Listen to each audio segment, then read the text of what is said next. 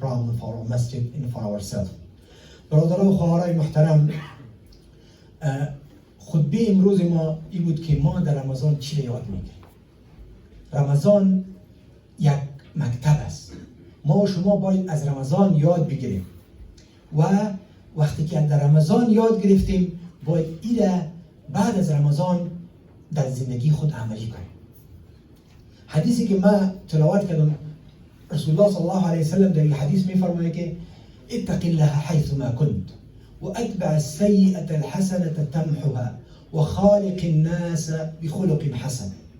رسول الله صلی الله علیه وسلم میفرماید که اتق الله حيث ما كنت، از الله بترس هر جایی که تو هستی. هر جایی که هستی الله سبحانه و تعالی را حاضر و ناظر فکر کن. و اتبع السیئة الحسنة تمحها، و بعد از هر بدی خوبی بگو که بدی تو را پاک کنه. و خالق الناس بخلق حسن، و با مردم با اخلاق نیکو رفتار کن. این حدیث رسول الله صلی الله علیه وسلم که ما فکر کنیم با رمضان بسیار خوب میخوره. این حدیث که از این کتر خواستهای رمضان سر میخوره. هم حدیث رسول الله صلی الله علیه وسلم معناهای خوبی داره، ولی این حدیث که با رمضان خوب مچ میکنه. رسول الله صلی الله علیه وسلم میفرماید که اتق الله حيث ما كنت، از الله بترس هر جایی که هستی. ترسی الله سبحانه و تعالی، تقوا ترسی نمیگه که ما شما در کنج بشینیم که ما از الله میترسیم. الله مهربانتر از مادر و پدر ماست. ترسی الله این است که ما و شما به چی مقصدی که الله سبحانه و تعالی ما را پیدا کرده، اون مقصد بشناسیم و او را چی کنیم؟ پشت او روان شویم. الله سبحانه و تعالی رسول الله صلی الله علیه و آله میفرماید که اتق الله حيث ما كنت، هر جایی که هستین از الله بترسین. و الله سبحانه و تعالی درباره رمضان میگه که یا کسایی که ایمان آوردین، این رمضان این روزه که هست این سر شما فرض شده مثل که سر مردمای پیش از شما فرض شده بود. کتب علیکم الصیام کما کتب علی الذین من قبلکم لعلکم تتقون، به خاطر اینکه شما پرهیزگار شوید، شما تقوا را پیشه کنید.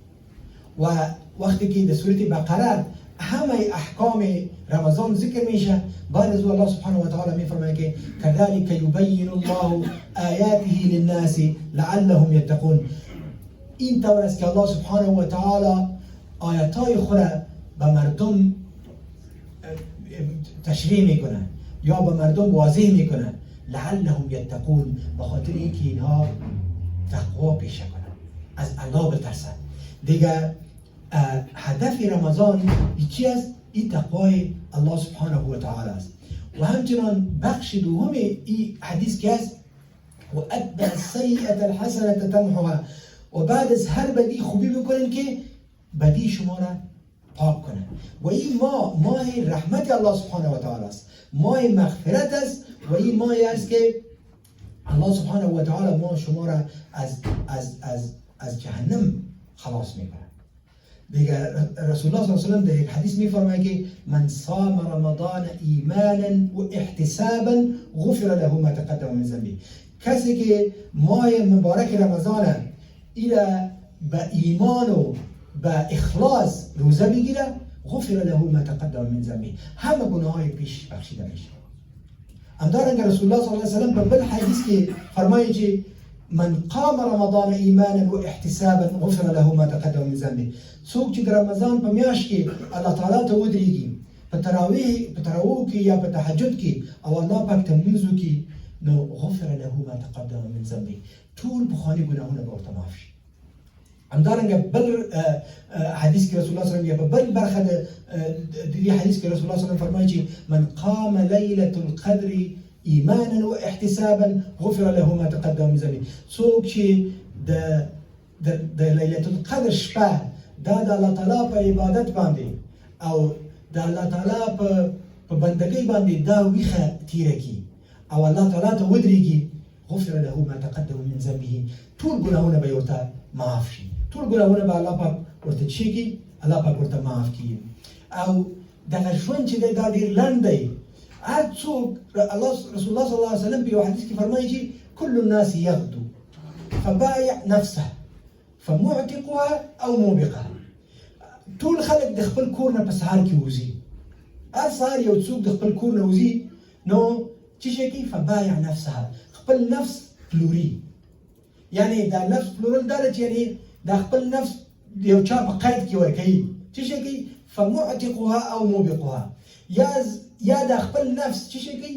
دا ازادي ده د ګناهونو نه، ازادي د اور د جهنم نه، او موبقها او یا څه شي کوي؟ یا تباه کوي خپله. هر سهار دا خلک د خپل کور نه وځي، نو یا د الله سره رابطه جوړوي او دغه ټول ژوند که وظیفې ته ځي، که کار ته ځي، که جومات ته ځي، که یو ځای کې کار کوي، د الله تعالی احکام په ځای کوي، نو دا خپل نفس دا ساتي. او ځینې خپل نفس چې کوي؟ دا تباه کوي. قد افلح من زکاها وقد خاب من دساها، کامیاب دی هغه کس چې خپل نفس یې پاک کړ. وقد خاب من دساها، او ناکام دی هغه څوک چې خپل نفس یې څه کړ؟ خپل نفس یې چټل کړ په ګناهونو سره او په بدیو سره. او رسول الله صلی الله علیه وسلم فرمایي چې ورغم انف رجل دخل عليه رمضان ثم انسلخ قبل ان يغفر له، هغه کس تباه دی. رسول الله صلی الله علیه وسلم فرمایي هغه کس چې خپل چانس د لاسه ورکړ چې رمضان ورته راشي، رمضان پې تیر شي، خو دته الله پاک بښنه ونه کړي. نو دا د مخنی میاشت ده، باید د دې نه څخه خلک استفاده وکړي. او آخره برخه د دې حدیث چې رسول الله صلی الله علیه وسلم فرمایي چې وخالق الناس بخلق حسن، د خلکو سره ښه اخلاق وکړي. وخالق الناس بخلق حسن، د خلکو سره ښه رویه وکړي. او رمضان دا د ښه اخلاقو میاشت ده. رسول الله صلی الله علیه وسلم فرمایي چې کله ستاسې نه یو څوک د رمضان په ورځ کې روژه وي، نو هغه چاته کنځل نه کوي، بد الفاظ چاته نه استعمالوي، او چاته په قهر کېږي نه، چاته بل الفاظ نه چا باندې قهر کېږي نه. که چېرته کوم کس دته کنځلې وکړي او یا د سره جنګ وکړ، نو هغه دې ووایي چې زه روژه یم، اني امرؤ صائم، په دې دې ورته جواب وایي. او رسول الله صلی الله علیه وسلم فرمایي هغه څوک چې دروغ پرېنږدي، او هغه څوک چې او دغه جهل پرېنږدي او په هغې باندې عمل پرېنږدي، نو الله پاک د هغه دې ته چې خوله بنده کړي او د خوراک او د څښاک نظام سره دې ته هېڅ حاجت نه لري. الله پاک ستاسې دې ته حاجت نه لري چې ته فقط خوله بنده کړې، باید زموږ او ستاسې عمل د روژې سره سم برابر شي. الله تعالی دې موږ او تاسو ته د عمل کولو توفیق راکړي. اللهم اهدنا فيمن هديت، وعافنا فيمن عافيت، وتولنا فيمن توليت، وبارك لنا فيما أعطيت.